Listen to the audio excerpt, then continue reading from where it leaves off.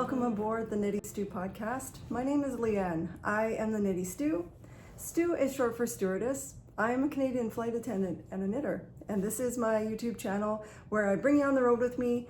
I pack all my knits and we go for knitty adventures, and that's what this channel is all about. Thank you for being here. Thank you for clicking if you are new, and if you are a returning viewer, thanks for coming back, everybody. I don't know if this is gonna be a retake or not. I, for some reason, have a lot of ambient sound from this furnace that is off in this hotel room. I actually asked maintenance if they could come on up here and check it out because it's making like sound, like I can hear it right now. And the gentleman came up here and mansplained to me that I wasn't hearing anything, that it's just the wind outside.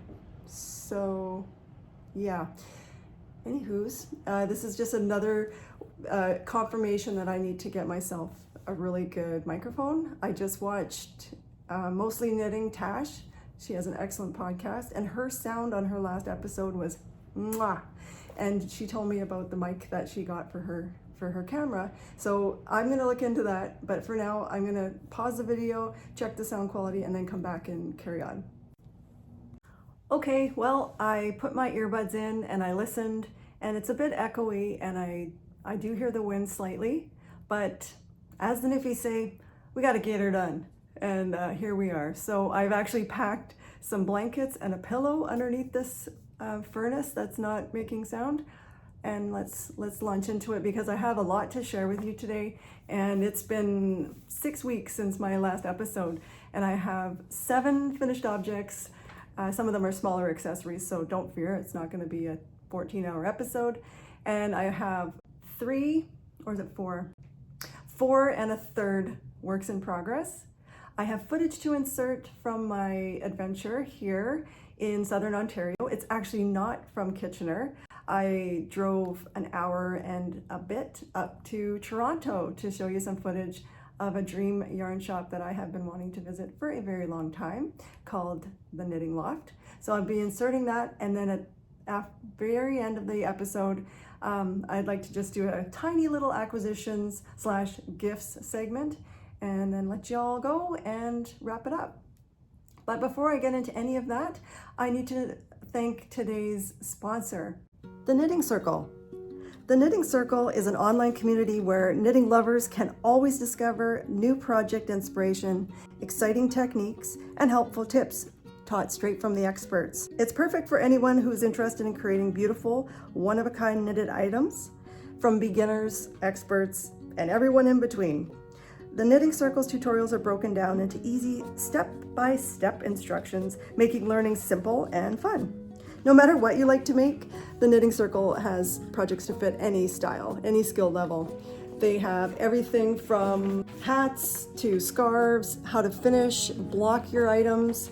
They teach cables, brioche knitting, lace knitting, knitting in the round, you name it, whatever you're looking for. In fact, what drew me in recently, that there's a Japanese short row video, and I've got a pattern by Zanette or Zanetta Knits on my radar, and she uses Japanese short rows, so that's a tutorial that will be very helpful.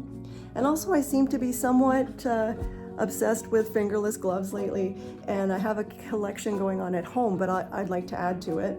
And there is the Coniferous Cable Mitts by Brenda KB Anderson that caught my eye. But no matter what you're looking for, I think the Knitting Circle is something I'm happy to recommend for sure.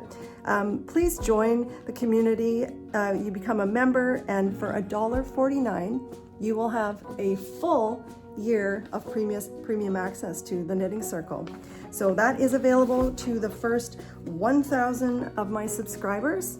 Just click on the link in the video description and join the Knitting Circle if you are new to that website for $1.49. Thank you so much to the Knitting Circle for sponsoring today's video. I appreciate it. Okay, now let's launch into the rest of the episode. I would invite you to grab a beverage of choice. I've got a little coffee here. I am feeling a little bit hyper, so I'm not sure if caffeine's the way to go, but No early wake up call for me tomorrow, so I'm just going to enjoy coffee and the cozy vibes. I hope you are in the fall feels of it all, or if you're in the southern hemisphere, that you are staying cool down there. I actually think it's over 20 degrees Celsius down there right now, and down under. I do want to mention that I am available to be found on Instagram, Ravelry, and I have an email address. I'm the Knitty Stew everywhere, and the knittystew@gmail.com is my email address as well. I do have a Ko-fi account, and I use that to support other designers. Not that I'm a designer. I have a couple of patterns, but I use that to buy patterns and make more things. So thank you for that. And one other note is I do have chapters, which is like a timestamp in this video. So if one of these 7 finished objects is not ringing your bell and you just want to skip to the works in progress, or if you're not interested in my footage from Toronto today, you can skip that as well. I'm not offended. It's all good. Our time is very precious, so pitter patter, let's get at it. Okay, first of all, what I'm wearing, this is finished object number 1.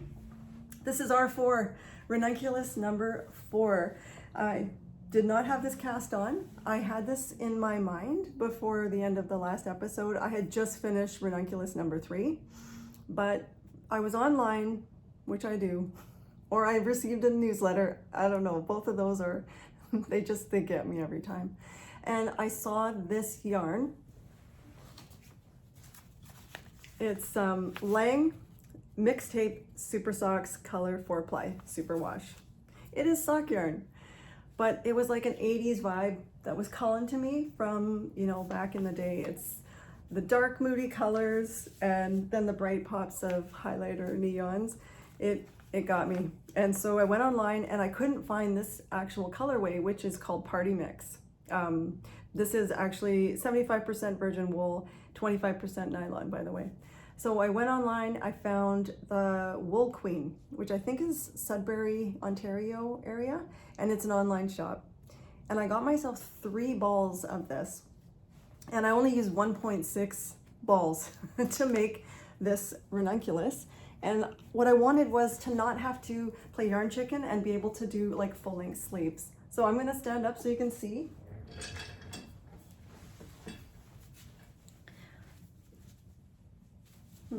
I'm not giving myself a lot of room here, am I? There we go. Yeah, full sleeve ranunculus. Fitted, what is this? Oh, okay. Apparently I've got some weaving ends to do. I've been wearing the heck out of this and didn't notice that till just now, of course. So you can barely see the lace texture, but I did find, a plain white t-shirt, which I've been looking for. It's Uniqlo, not sponsored. It's a good quality and it's very affordable. So I will put a link to that in case you're in the market for a plain white t-shirt. Relatively easy, you'd think, to find, but no, this one's good. Okay, back to the actual knitted item, not my t-shirt. So ranunculus number 4. I have very detailed notes in my Ravelry on the modifications I do to this viral knitting pattern. I use US 2.75 millimeter needles to do my ribbing rather than the open neck that is in the original pattern. And then I switch up very gently and very slowly to a US 8, which is a 5 millimeter needle. And that's what I use for the main portion of the body. And I think the original pattern is, like, it's a US 10, 6 millimeter. I don't have it right handy in front of me, but you use such a little amount of yarn, and to be able to customize this to fit in a way that I just absolutely love. And now with this nylon content, this 25%, I feel like this is going to be a very hard wearing version. We'll see. I did wear it today. I wore it yesterday. It's so lightweight and it fits me just right. I won't go over the step-by-step instructions on how I actually did the sleeves to get them. And I mean, I don't know if you find this, but my sleeves kind of just like, whoop, even though I do them long, they kind of hop up a little bit. But I love that they are past my wrist, and it's just a tiny little bit of, again, I went back to a US 2 for the cuff. and I worked the sleeves on magic loop. I think I actually might have used a 16-inch circular actually for the top part, and then I might have had to go down to a magic loop for the other decreases, but I don't want to give too much away. That's going to drive me nuts. In the pattern, because it is a paid pattern by Midori Hirose, if you are not familiar with it. Yeah, I hope you would consider making one. I'm loving this a lot. It only took 600, I think. Actually, wait, I think, let me double check, because the last one took less than 700 yards. Yeah, this one with it's like full length, but it is a bit cropped. It's not super long because my torso isn't that long. I used 1.6 gains, 735 yards. Boom. So to see all the modifications that I make on my ranunculi, please visit my Ravelry page. I will link that down below. Thank you. Okay, definitely tapping out. No more caffeine for Leanne. Why did I say thank you? That was weird. Anyways, my next finished object, I could only show you in black and white on the last episode because it was a group friendship knit for a get-together that the few of us got together up in Whitehorse area in the Yukon, and it was supposed to be a surprise. No one was supposed to know anyone else's colors, and we did a group knit of the Amrin, which is a shawl by Joji Lokitelli, and this is the color and the finished shawl. Let me back up and show you the wingspan. Wow, actually the color is coming out really well. Oh wow, okay. All right, let me put it on and talk about this a little bit. First of all, I'll talk about the yarn, which is very precious.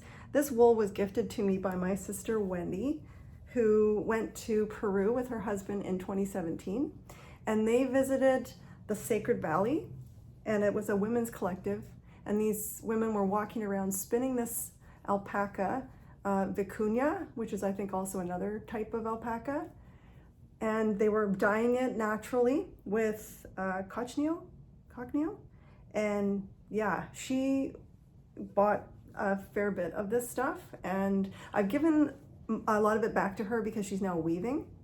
So she will, oh my goodness, I can't imagine what she's gonna make with this.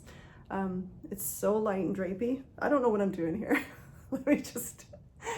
I'm trying to multitask. What is that? When am I noticing all these weird things? Of course I am while I'm podcasting. I don't know. Oh yeah, okay. Could just be a little blip of fiber there. Oh, it is. Okay, well, I don't want to pull it too hard in case I break it.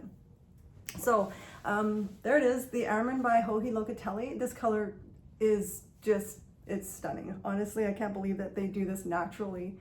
I don't know if you know what cochineal is, but it's, I think, a bug that grows onto a type of cactus, and they scrape it off and then crunch it up, and I mean, gives this incredible red color.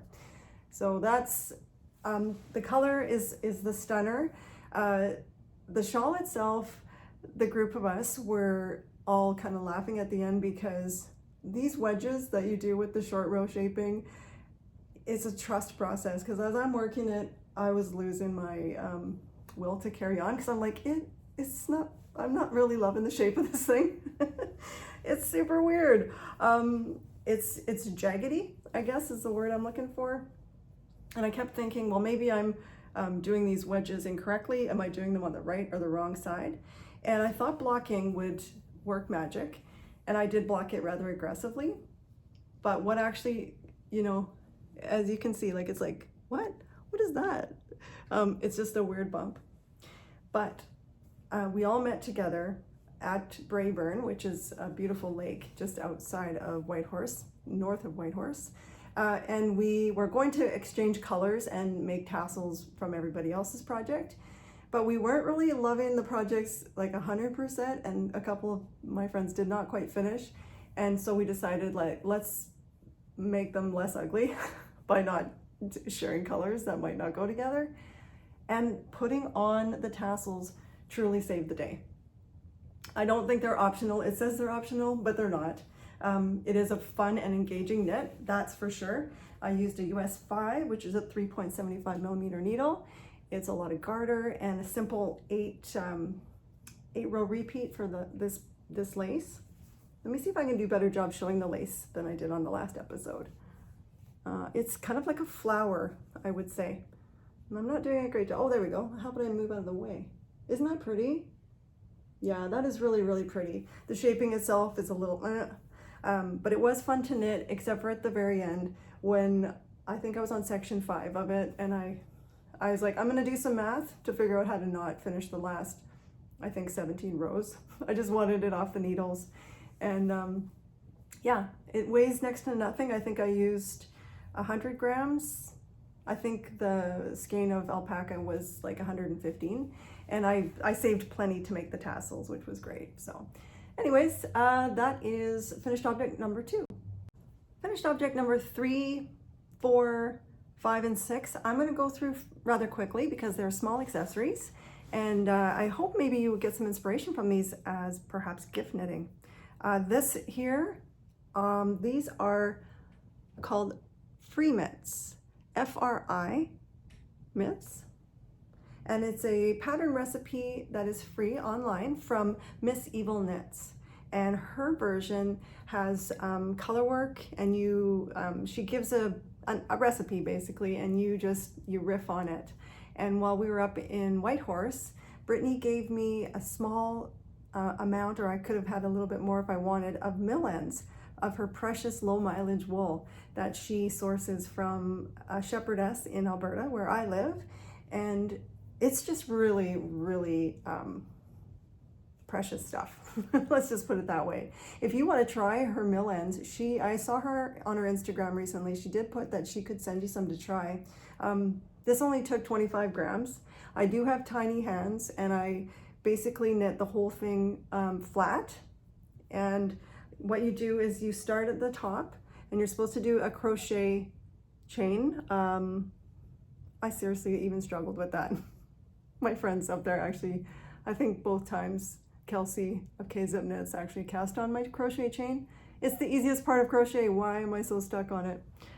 Anyways, and then you do some increasing until it fits around your wrist, and then you can actually join in the round as it actually does in her pattern, but I just knit it flat because I wanted to do garter, and I really like, perhaps not my seaming is the best, but they're just functional, and who knew I needed this type of a mitten. I do find that I forget I'm wearing them.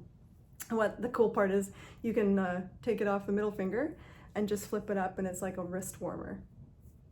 Again, 25 grams of whatever you've got, hopefully something woolly that that just hugs your wrists and shows off that texture really nicely. And I could definitely make more. It took no time at all, except for I was really picky about it. I wanted it to really hug my wrist and to be the right length. And then, yeah, US 2.75 millimeter needle. So again, these are the free mitts, F-R-I, and they're also free pattern by Miss Evil Knits. My 4th finished object is a hat, my jam. It is a test knit that I signed up for and had no business doing so I had annual training on lots of things on my plate, but I couldn't resist. This is the Under the Ivy beanie by Michelle Frazetta. She's also known as Mishi Fraz on Instagram, Ravelry, and she has a YouTube channel as well. She's obsessed with cats as well, so if you're into that. And gorgeous color work. I saw she also had a cowl that she had just released, an infinity cowl type of thing, and she used this Under the Ivy color work, and I couldn't resist. So I asked her if I could sign up, and then admittedly missed the deadline, and also got in touch with her and was like, can I modify the heck out of this? And so maybe the worst test knitter ever. But I'll put this on for you, and then I'll talk to you a little bit about what I did. All right, here's the front.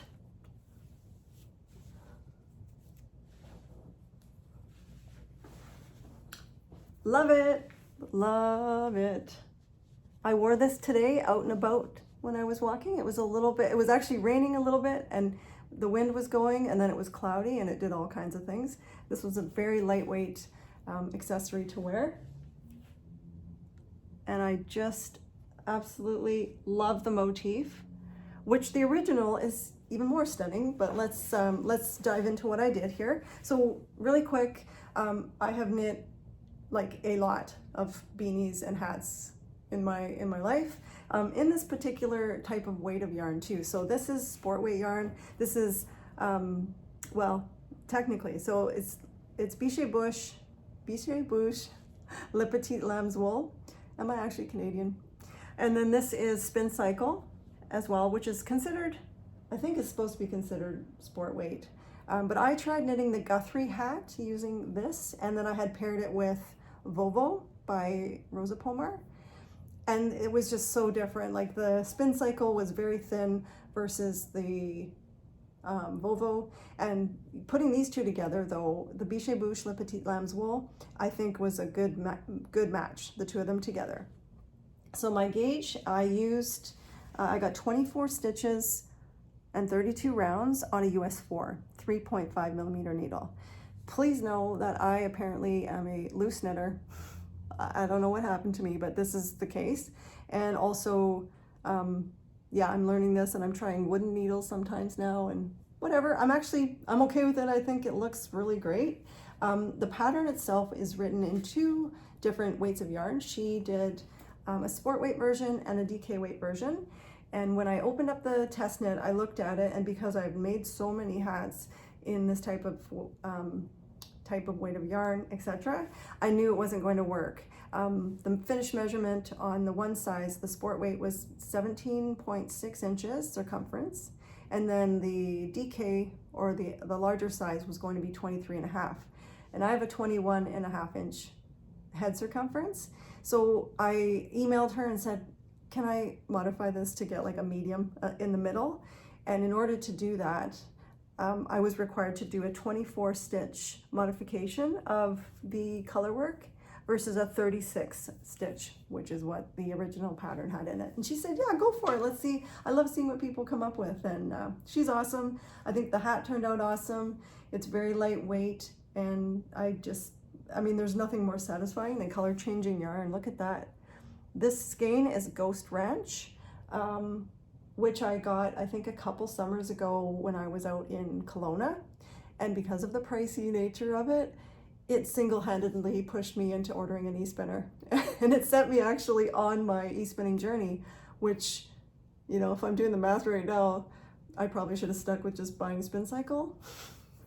Because by the time you buy your fiber, go down the rabbit hole, suddenly, you know, e-spinner wheel, it's all good. This is the fiber conundrum, right? Let me just tell you what else I did. For the ribbing, I used a 2.5 US, which is, I have to look that up, a 3 millimeter for the ribbing.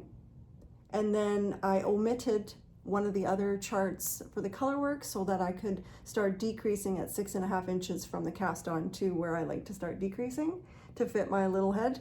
And I used a US 2.5, 3 millimeter magic loop method to do the decreases for the crown. So the only section that I used a US 4, 3.5 millimeter needle for was for the center section, the color work area.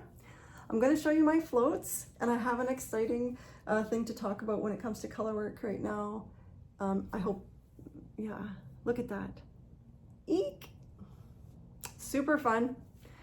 And so for the color work, I know you guys have heard me wax on and on about my Norwegian thimble.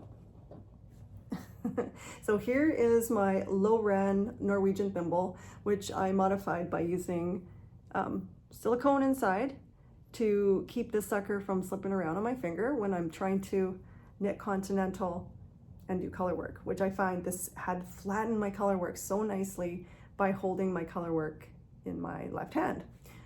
If you're new to this channel and you've never heard me talk about this before, I watched Dank Fiber's demonstration of how to use a knitting thimble and ran with it and ordered this on Amazon.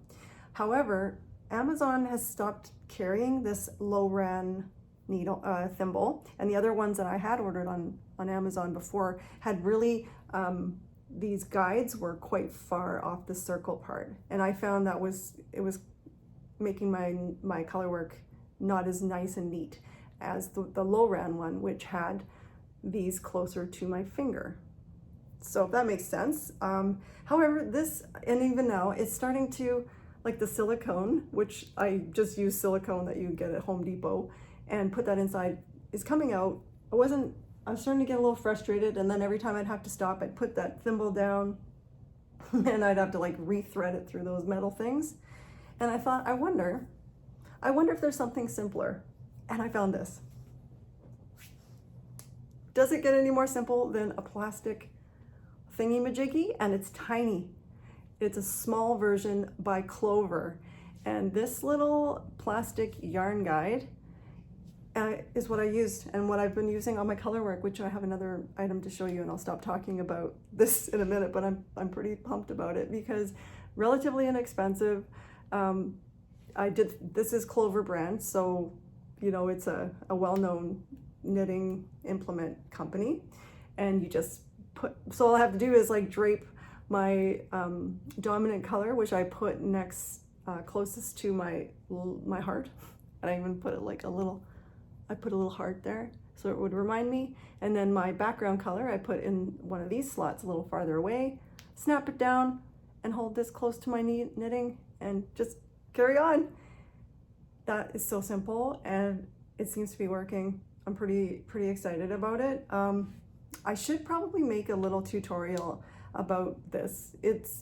I'm sure that there's some out there, but a lot of you will ask or have asked about my color work and my thimble obsession. Some of you are happy holding it one in each hand, which is what I did for years and years and years. But now that I'm doing color work that have sometimes really long floats, and I'm not a fan of catching my floats, and I don't like jacquard. So this seems to keep my tension good and also doesn't require any extra work. And now this is even easier. So anyway, I'll link it below if you're interested. It's a very inexpensive investment if you wanted to try it. Takes a little finagling if you are an English thrower like myself. So I had to figure out, that's kind of why I was thinking about the tutorial, is that to show how I put it through this thing and then have to tension my yarn over my left hand and underneath my pinky, and then hold this kind of close to the needle as I work my color work. So that was a lot of chat about the Under the Ivy beanie. Pattern is available now. I'll link it below. Thank you so much. Oh my God, I said thank you again. Stop. Yeah, so apparently Leanne on caffeine and 8+ hours of sleep is very thankful and says thank you nonstop.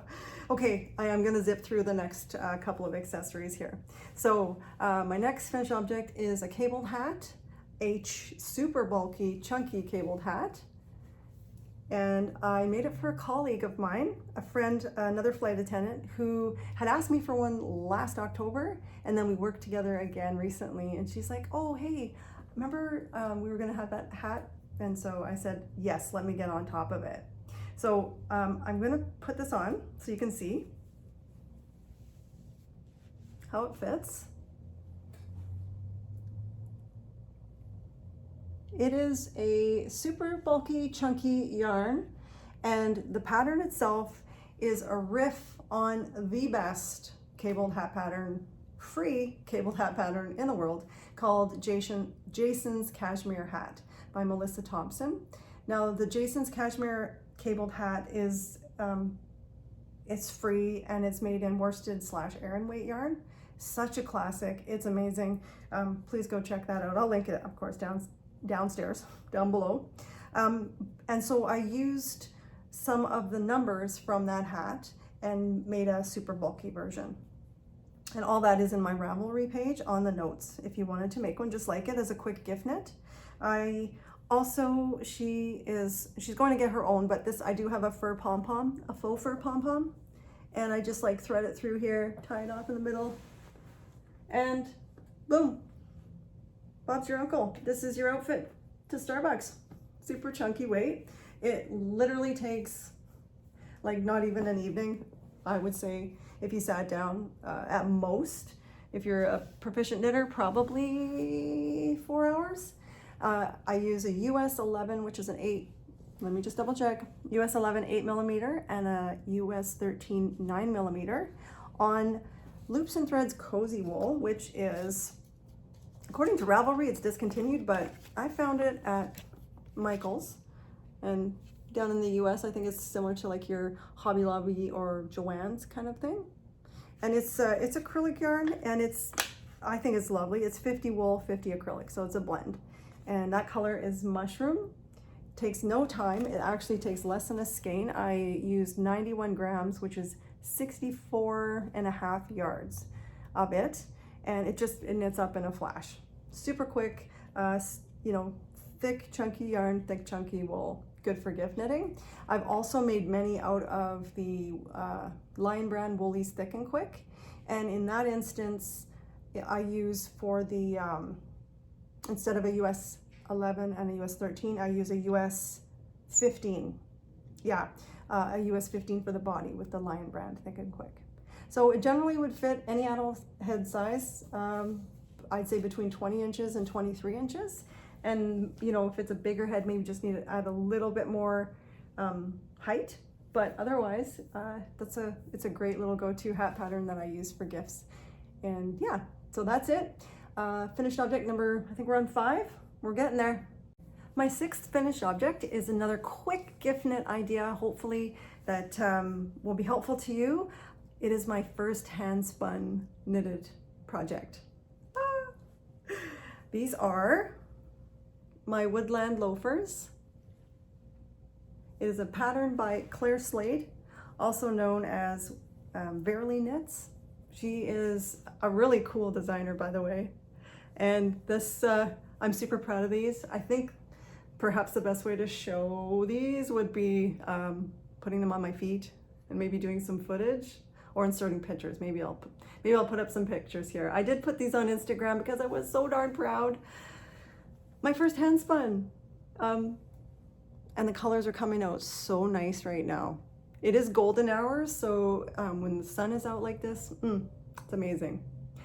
All right, what should I talk about first? The yarn or the pattern? Okay, I'll quickly talk about the yarn because I'm pretty, yeah, again, I'm proud of this. This is my first hand spun project and my first hand spun braid that I got.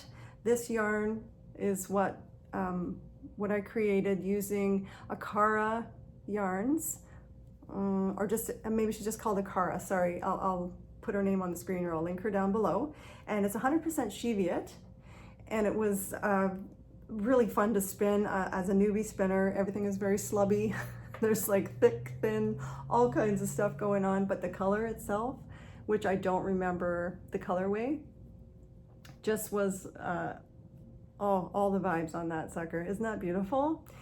So it's quite thick. I only had 109 yards to work with, and so I knew that this was the pattern. Like I thought of trying a cowl, and that didn't work out. It didn't look okay, but I have made, this is my 11th pair of these woodland loafers. So it's a go-to pattern for me. I do try and find things that are going to be staples in my knitting repertoire, and this is one of them.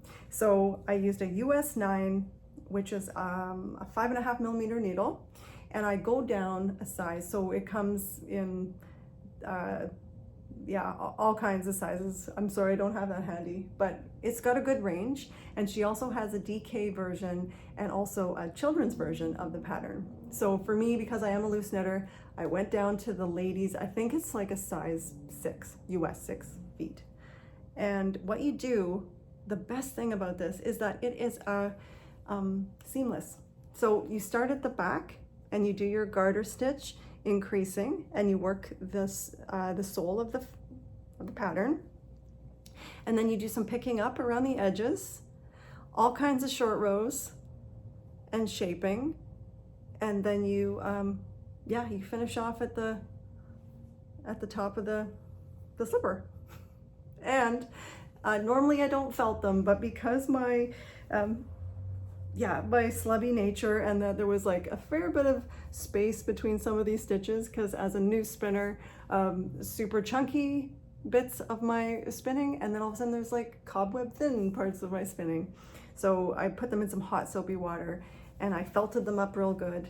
Then I threw them into the actual washing machine and watched them and felted them that way. And then I put them in the dryer with some jeans, and these are gonna keep my feet so cozy, happy, and yeah.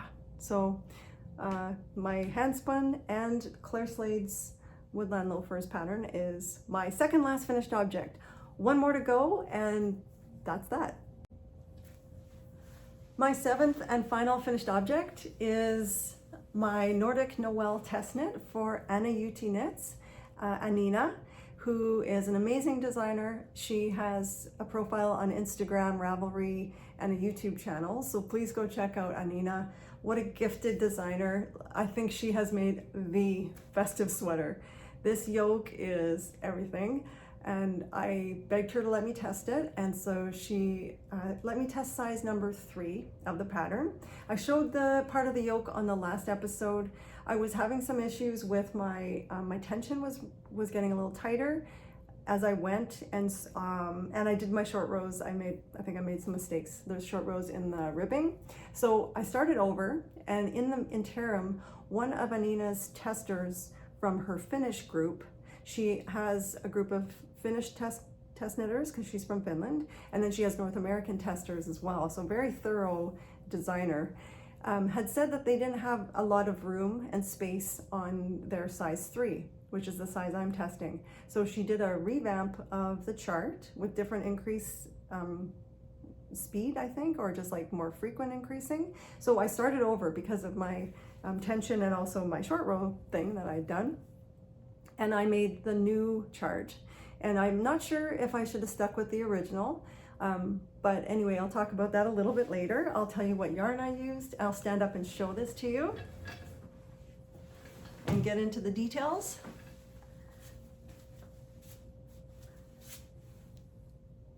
Oh my gosh. Right? Do. Oh, festive goodness. Look at that. Oh my gosh. Okay, so I used Sandnes Garn Double Sunday. Sorry about the chair noise there.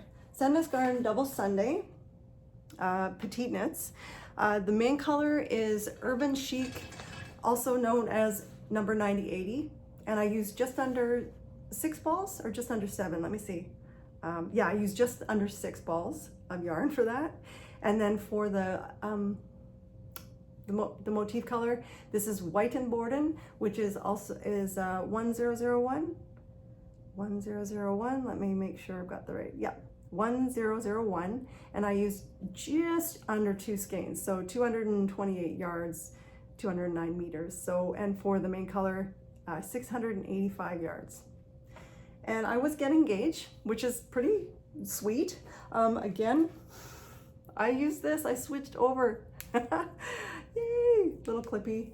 I'm considering I should just decide maybe I should switch over to be a continental knitter, but anyway, I'm relatively slow at that, so, but I don't mind being mindful and slow when it comes to color work.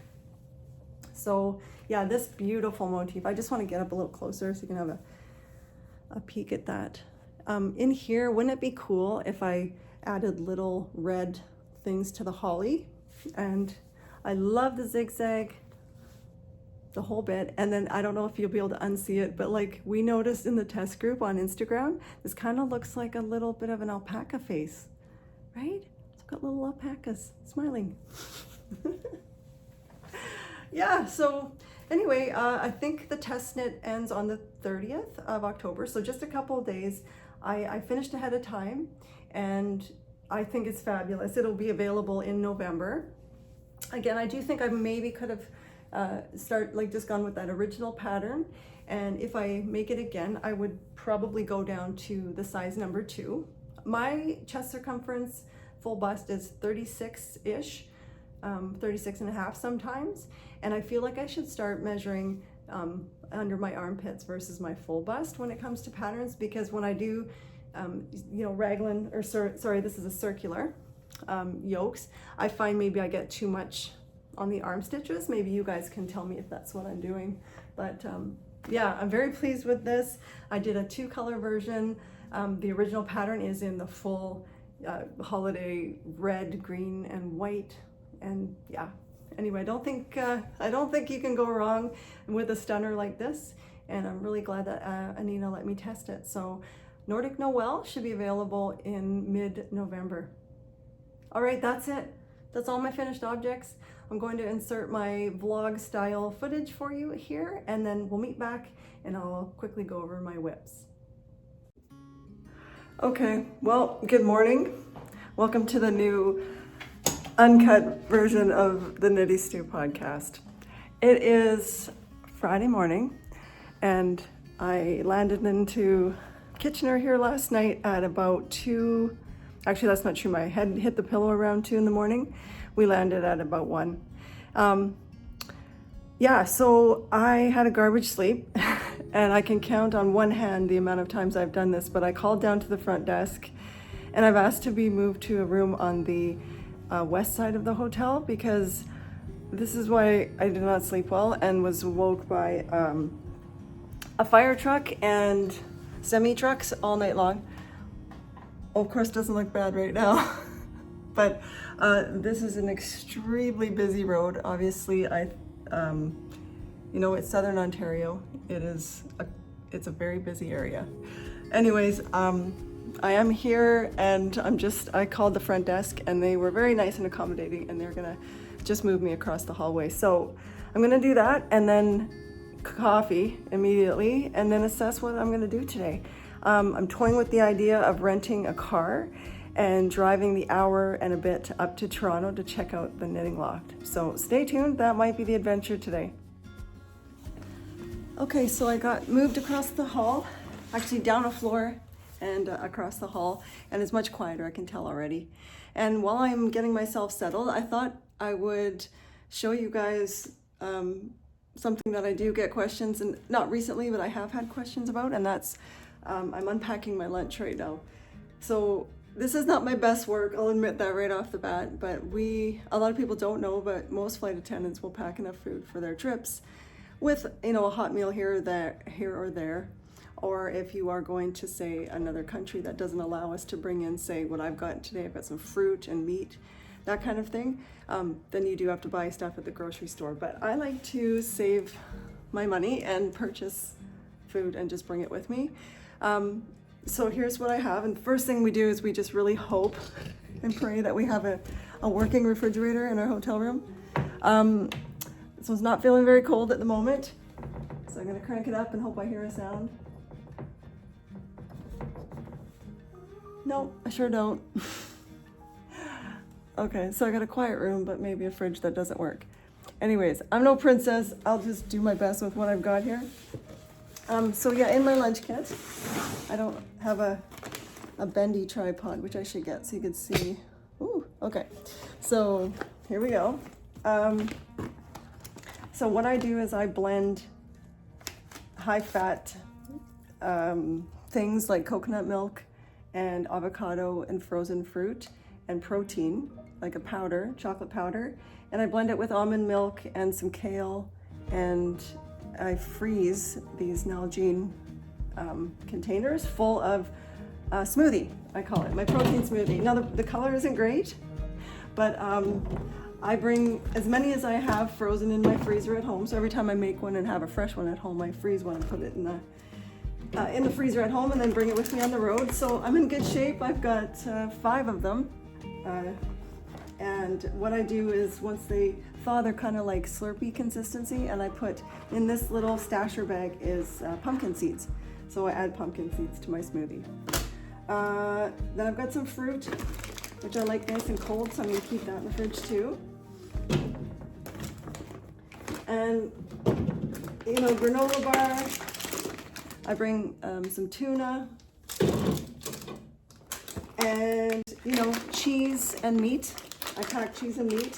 I was already into this last night, so it's not packed very nicely, but usually I use stasher bags, which are very good and good quality.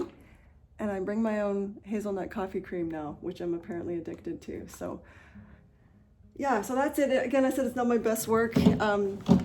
Dave cooks and I do groceries, and usually I have really good leftovers that I bring with me, and I'll heat that up because there's a microwave in our room. So there we go. I don't know how entertaining that was. Oh, and the front desk gave us chocolate chip cookies when we checked in late last night. So I saved that for a treat. And I already ate my yogurt and my granola. So that's Leanne's lunch, and I need coffee really quick. Okay, thanks for watching. Okay, good news first. My fridge kicked in, so my food will stay cold. That's good. The bad news for me is that my room coffee situation is a Keurig, and I don't like Keurig.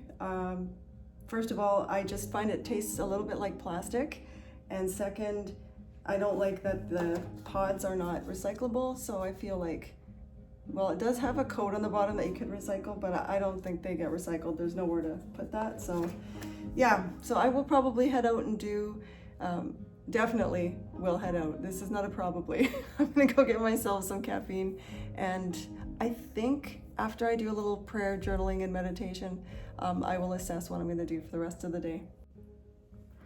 Okay. Got my face on, as my mom would say, hair curled, and I'm just about to venture out. I've decided I'm going to go over to the car rental place and just price it out, see if it would be too expensive to borrow it for a few hours. Borrow. I don't think, it's not called a car borrowing service, but you know, rental. Anyways, what I wanted to pop on and say is that I don't remember if I've actually ever spoken about my last piece of jewelry that I always put on, and this here is a pendant that contains my brother Rick's ashes. I'm from a family of 7 siblings, and we did lose our brother Rick in 2020, and he and I and most of my siblings, he would always text us whenever he would see 1111, and so I got this made, a maker on Etsy, and it says 1111 my bro. And he didn't travel a lot and get to see too many places, but now he sure does. And he comes all over Canada, the US, even over to Europe with me. So I can't recall if I ever spoke about this before, but it is very precious, and yeah, I always like to bring him with me. So let's see what kind of adventures Rick and I can get up to. Okay, Toronto, I'm coming for you. I just had the best customer service experience at the Enterprise here in Kitchener. Yasser was super friendly. As soon as I walked through the door, I just said, look, I saw on your website that I would have to have the vehicle back for 6 p.m., that there's no after hours drop off. Like, we just had the best interaction. Long story short, I have a Nissan Sentra for 24 hours, $54. So I am heading to the Knitting Loft. First stop is going to be coffee, and I just Googled the trip should be about an hour and 9 minutes because I'm going to take a road that avoids tolls, because there's tolls, I guess, and they're fairly expensive.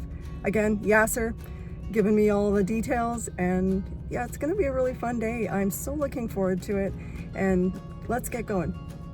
It's 1:11, and I got myself a pumpkin spice latte because pumpkin spice time.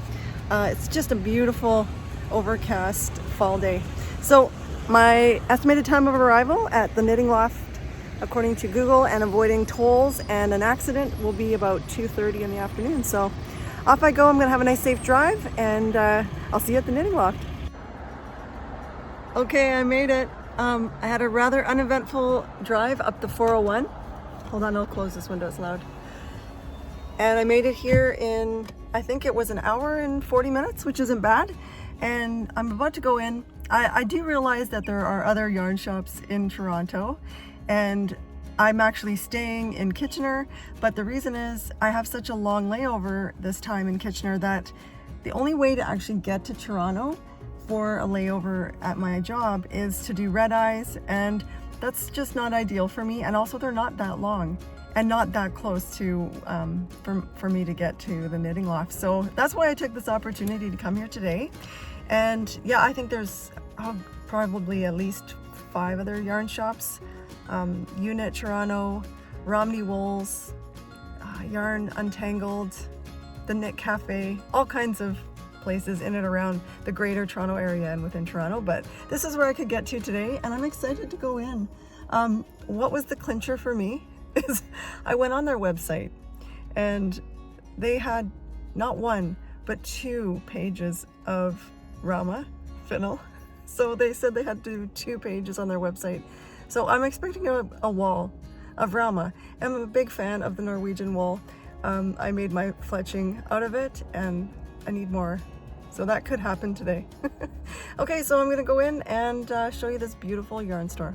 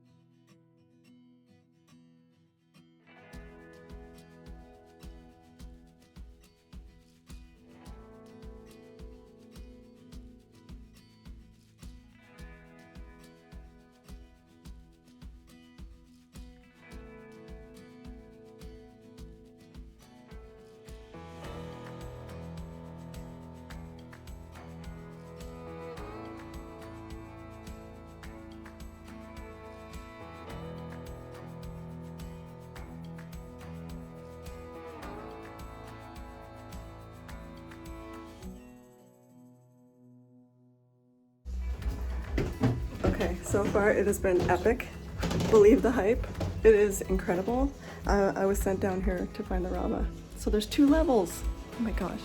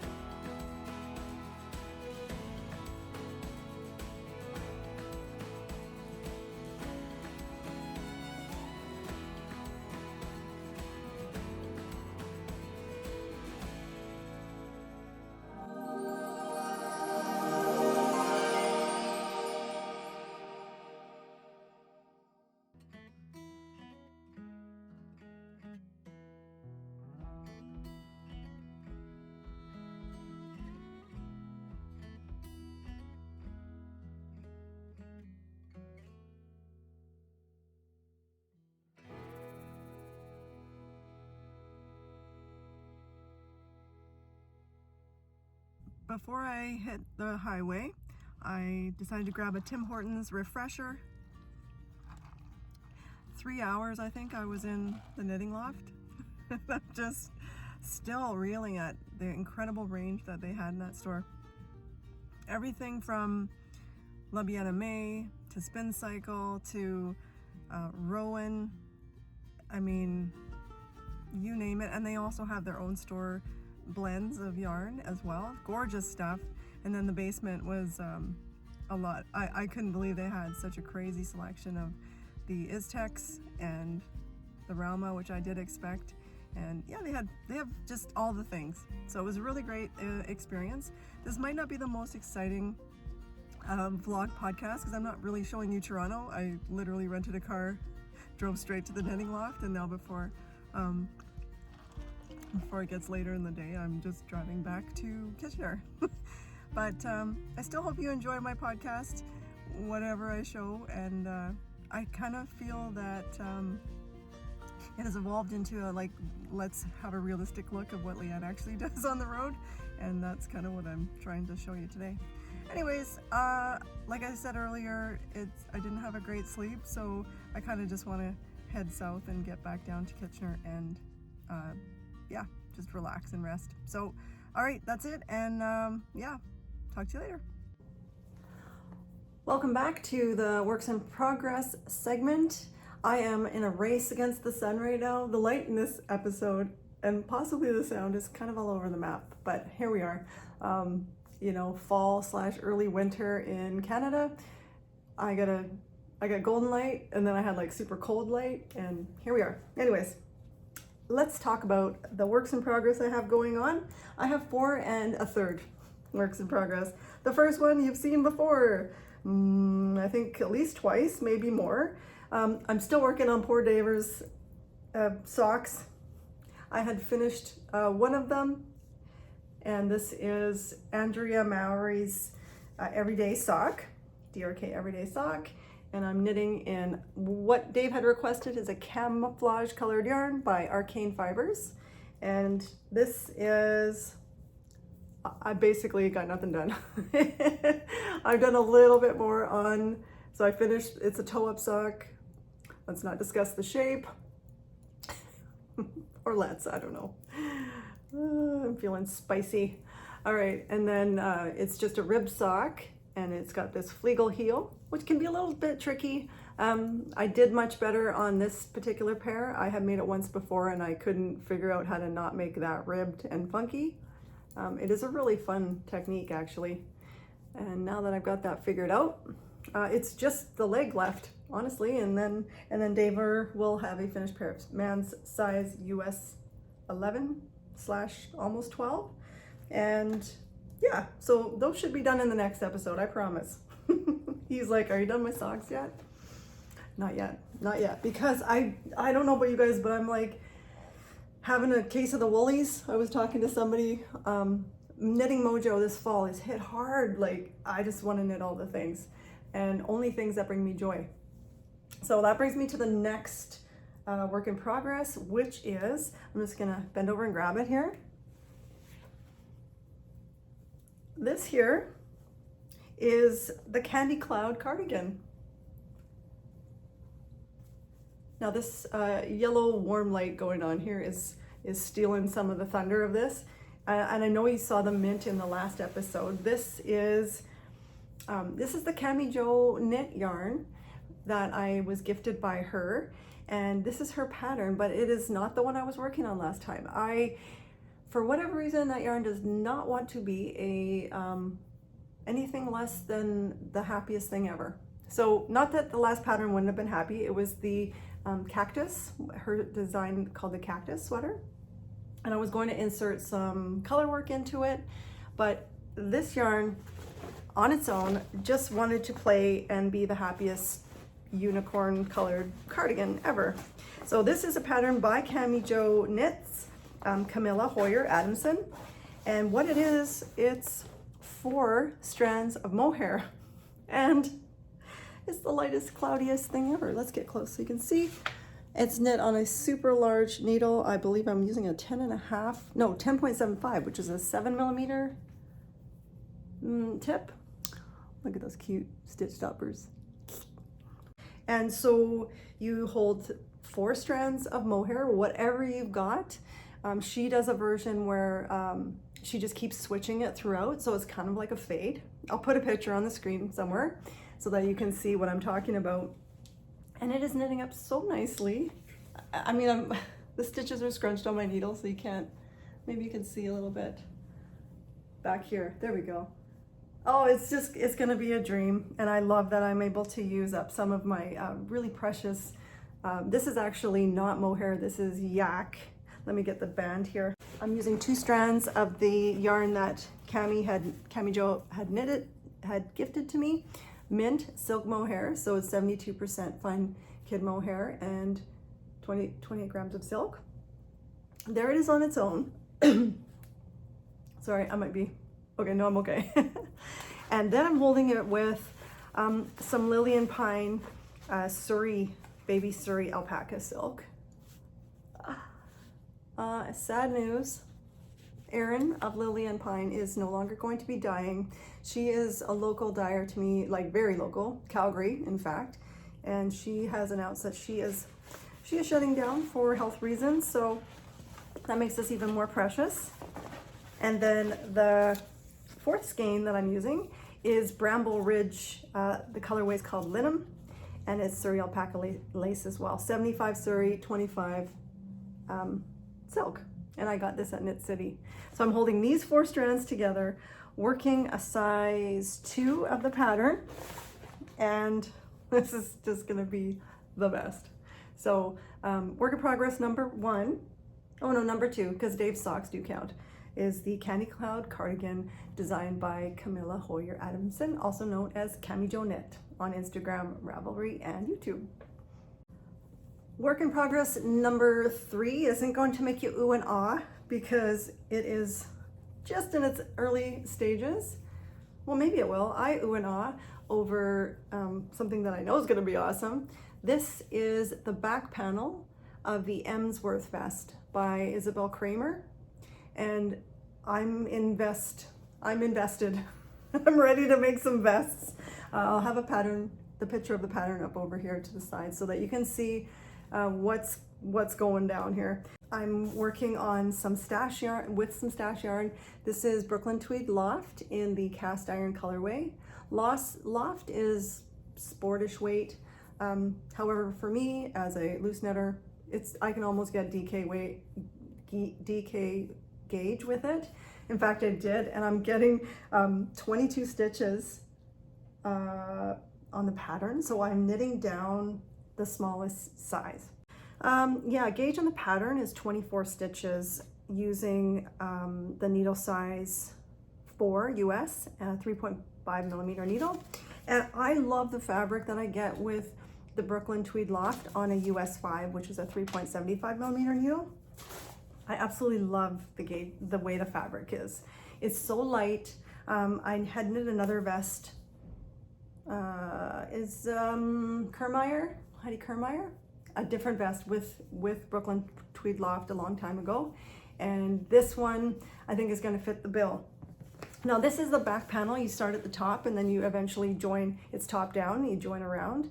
But I decided not to do the texture that is on the back, and instead I will only do the texture on the front. But as a result of that, because she tells you to work the chart and the measurements aren't there, I'm matching it up with a vest I'd made before. This is the Always vest by the Bluebird box, Anna Daku. So I made this out of Nutidin. I think I don't know, I've lost track of time. 2 winters ago? Yeah, like maybe 2022. And it's a very nice vest, and I like the length of it. I like the way it looks on me. It's a gorgeous pattern. It is knit bottom up. So that actually really helped with me comparing if I'm gonna get the right size and how far down I should knit before doing the armhole shaping. So I'll show you what it looks like lined up with it. So I haven't blocked the loft yet, but it looks like I'm tracking, right? So I'm gonna keep working on this, and I'll be doing it looks like I'll be doing the armhole shaping very soon, and then I will have a happy little vest to wear for fall, and I think it's a classic, so I think I'm gonna have that for a bit. My final work in progress that I have with me is the Hat Kerchief by Gudrun Johnson. Should I try it on? Sure. I mean, we're just getting going here. Now what's the right side? Like this. I just started last night, and so this is my early beginnings. Oh, the light is getting kind of funky. And highly influenced by my friends up in Prince George, British Columbia, the Cutbank Girls. They talked about this knit on their last episode, and I thought, yeah, I need a hap, but I don't want like a full hap, and I love bandana style cowls, and I also love Jamieson and Smith yarn and fingering weight that's heathered. So this checked all the boxes. The yarn I'm using, I've got some scraps of Jamieson Smith that I've had from other, from hat knitting. I won't tell you the color names now, I'll do that when I have it as a finished object. So these three over here are Jamieson and Smith 2-ply jumper weight yarns in some fall happy colors. This is my main color. Then I'm switching out these two. And this is actually Biche Bouche Le Petit Lamb's wool that I have left over from something, not sure what, don't remember, but it just played nice with the other three. So I'm working on that. I did a gauge swatch for this because I feel like those Shetlanders are fairly tight knitters. So I did a gauge swatch, and I had to go down 2 needle sizes to get gauge on this garter stitch. So I think the pattern was 5mm US 8, and I'm making mine on a US 6, a 4mm wooden tipped chalgu to try and get it like dense and the way it's supposed to look and fit. So I'm really looking forward to that. Yeah, all fun knits, and that's my 4th work in progress. My 1/3 work in progress that I don't have with me is the Jethro cardigan. Now, the reason I say it's a third is because it's a collaboration between myself, my sister Mona, and my sister Wendy. So my sister Mona is a amazing crocheter.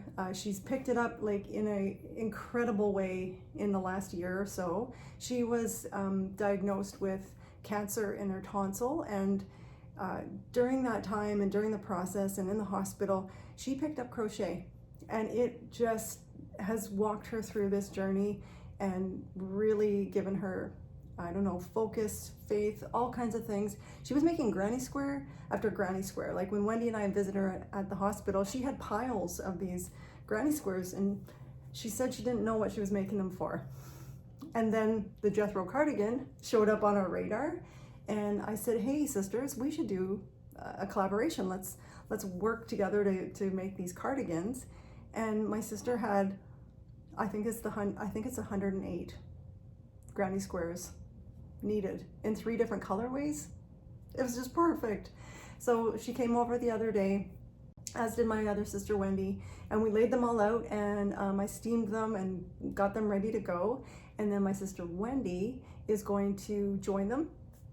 She's going to seam them all up, and then the last part of it is the knitted arms and the button band and the hem. I think I forgot to mention that it's by Tanis Fiber Arts. It's become quite a popular pattern, this Jethro cardigan. Just the blending of crochet and knitting and my sisters, and yeah, and I get to do the final part. I get to do the arms and the button band in the knitting part. So that is my last work in progress that I'm not sure when we'll have it finished, but we've decided we're gonna do, you know, matchy but not too matchy sister cardigans, and there will be an update on that when we continue to work it. Wendy's doing the joining right now. She's got them, and she's working through them at night when she has her lunch breaks, and I really look forward to having that as a finished object. And that is everything. I figure I should do a quick little summary of what I got at the knitting loft yesterday, and then I just wanted to show what my friends and I in Whitehorse, Yukon got each other. We brought gifts for one another, so I actually could not fit the stuff into my suitcases, and yeah, some of it was a little bit heavy. As you'll see, I had like some jams and hot sauce, and I was like, there's only so much I could pack in my suitcase. So I just took a picture of it, so I'll insert a picture of it as I talk about acquisitions in a minute. But if you aren't here for that, I would wish you a fond farewell. I definitely stole that line from Sarah from Fibertrick. Yeah, thanks for joining me, and I hope you are having a great fall or winter or summer where you are, and we will catch you next time on the next episode of the Knitty Stew. Thanks for joining me. And if you're going to stick around for the little acquisition chat at the end, thanks for sticking around. You know, I took a picture of it this morning because of all the things that I got from the knitting loft, and I sent it to my friends and asked what I got, but I needed to wait until the daytime so that you could see the proper colors. Yeah, so let me grab what I got. Okay, I couldn't find it in this room. It is crazy everywhere in here. Okay, so this is my haul from the knitting loft. They gave me this tote. When my one friend said, "Oh, what did you get from there?" I said, "Well, I could tell you specifically and how much I spent, or I could just say that I got a free tote. Is that an indication?" So, anyways, it was a wonderful visit. I think you probably gathered that from what I put in the footage. Okay, so I definitely have a vibe. The first thing I found when I went there was the Lopi area, specifically Alaphos. So I got 3 giant balls of the Alaphos Lopi, which is the bulky weight version of Iztex. It's such a heathered, lovely yarn. Wool. I love it so much, and the reason I bought it, by the way, all these things have, mostly they're earmarked for projects. I wanted to make more woodlands loafers, and this yarn works, or this wool works really good. I used it in one of my other, like I'd made 11 pairs. I think I mentioned that. So my handspun's my 12th, 13th, 14th, and 15th pair, probably for gifts or for the Cinderella basket, leaving it at the front of the door when people come over and visit. We'll see if I can part with them. I mean, I can always get more Alaphos, and not having to pay shipping and getting to see all the colors in person was wonderful. My other acquisition was more of a just curiosity, and I got 1 ball of the British Breeds by Marie Wallen. I didn't tell you the color names of those yarns, but I could link them below if you're interested, or just ask me. This colorway is 16 and it's called Willow. It's 100% British wool by Marie Wallen, the colorwork queen. I've never made anything by her. And I thought maybe I would actually, instead of using the Biche Bouche, use this instead. But I actually did a couple rounds with it into my handkerchief, and it kind of dominated, and it really wasn't the low-key kind of mossy vibe I was going for. So I will save this for another colorwork project. No issues there. It is so soft and lofty, and I can imagine how incredible that would be to have something made with this. Love me the British Breeds. All right, next up, this is a stash acquisition. Enhancement, I guess, because I already have 2 balls of Einband by Iztex, and I bought that when I was in Newfoundland quite a while ago. And then the wall that they had of it, I picked up these 2 colors. This is 9142, this is 1026, and the one I have at home, I forget the color number, but the reason I got these 2 is because Melody Hoffman just released a pattern for socks yesterday that used einband, and I'll put a picture of it here. I think it's called the Summertime Moth, something like that. But oh my gosh, this and this, you only need one ball actually to make the pair of socks. And I'm wondering if I could maybe reverse it, like just use this a little bit for the color work in one of the socks and then flip around and have this as the main color and this is the moth. So I bought that. That's why I bought those. And finally, the pièce de résistance.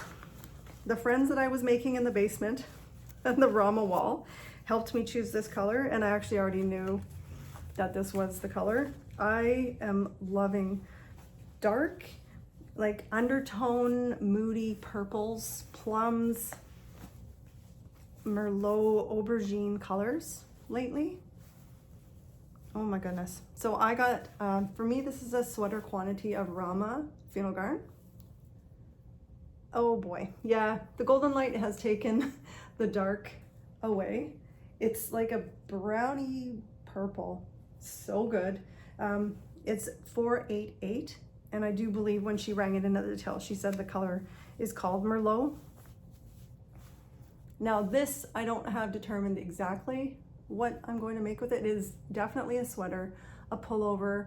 I made my fletching sweater in Rama, and I used 5 balls and then 1 ball of a contrast color, but I thought maybe just a textured something in this color. And I really enjoy this Norwegian wool. I like the way it feels, I like the gauge, and the price point was very reasonable. So that's that. The other thing, other than the picture from the White Horse getaway, my friend Brittany has her Crux fibers. I got while I was there. Again, I'm into that color vibe, so I'll put a picture of the yak fluff that I got from Brittany while I was up there in her yarn room. Oh. And not included in the gifts that we got for each other, which I'll put up here at the very end. Brittany gave us all little packages on beading and how to bead. And also I said, is there a way we can make the fish that I've been seeing all over, which I think was from Tana's Fiber Arts again.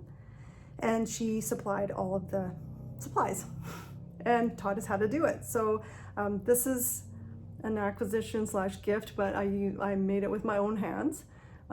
Some beading. So Brittany gave us all the material to bead on and the beads. And it's a little Abalone button there, and you just, it wasn't easy for me. I've never beaded before, but I figured it out. So this little keychain that I made, and in Indigenous culture, you are to give away your first beaded thing. So I do have a friend in mind for that, and I just wanted to show it on the podcast first. And then the fish stitch marker. Look at that little sardine thing with the little lips there. So that's an acquisition / gift. The other thing I would like to show you that I got in Whitehorse, Yukon by a tattoo artist up there. I got a tattoo.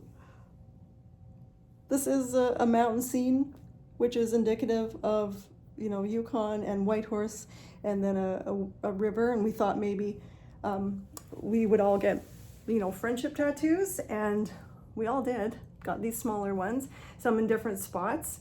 Brittany got hers on her arm, so did Tracy, and Loretta got one down on her leg. Where's Kelsey's? I think Kelsey got hers on her arm as well. Yes, because she had real estate there, she said. And I'll maybe put in a picture of all of us maybe showing off our tattoos. I think we got a picture of that, but I haven't got a tattoo since I was 19 years old because I got 3 dolphins. Crickets, don't ask. And then I paid like 3 times the amount to have it removed from the inner part of my leg because it had no meaning. But this does. This is really, it's a special thing we have going on there as friends. And also this does, I grew up in Alberta, Rocky Mountains, the mountain scenery, and I really like the spot. So I think it's great. And if I wanted to add some flowers or, add on to it, I could do that. So I got that in Whitehorse, so I wanted to share that. Apparently I'm edgy now. Yeah, and that's, oh, I got this outside of the hotel. Look at it. How beautiful is that? Ah, a maple leaf. I just like, it's as big as my face. I love fall so much. I don't care how cheesy. If I just like stop and start staring at the leaves and the trees, it's knitting season, so. Okay, I am now babbling on and I'm going to wrap this up and say goodbye to everyone. I hope you enjoyed this episode, and I will be back in Kitchener. That's the plan for the next episode, and I can actually show you the knitting shops in the area. There is a brand new one apparently that just opened. I emailed the guild and they told me, so stay tuned for that when I'm in Kitchener and actually showing you footage of Kitchener. In the meantime, please be safe, happy making, and we'll see you next time. Bye.